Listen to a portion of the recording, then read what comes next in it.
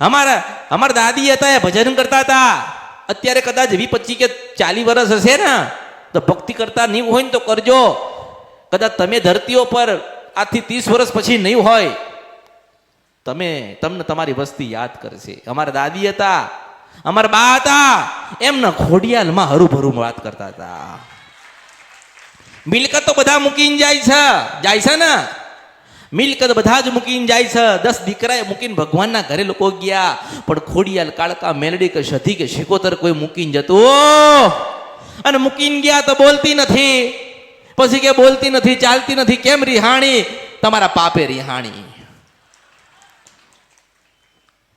પોતાની માને ના હાચવી હોય, પોતાની માની સેવા ના કરી હોય, પોતાની માને કોઈ દાડો યાદ ના કરતા હોય, નિવેદ સમયસર ના હાલતા હોય, આડા આવડા માર્ગે ગતાર્યા હોય ને દુઃખ પડે એટલે માતાઓના મંદિરે ને મઢે જાવ છો, તમારા અવતારમાં ખોટ પડ્યો કહેવાય.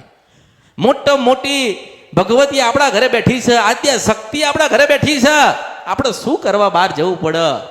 હું તમને જ પ્રશ્ન કરું છું. આજ તમે મારી પાસે આવ્યા છો, કાંઈ બીજે જવાનું હશે અને બીજે જઈને આવ્યા છો, તો કેમ તમારી માતા નહીં બોલતી? કેમ તમારી માતા તમને નથી કહેતી કે મેલડી નડે છે, કે મેલડી રહી જાય છે?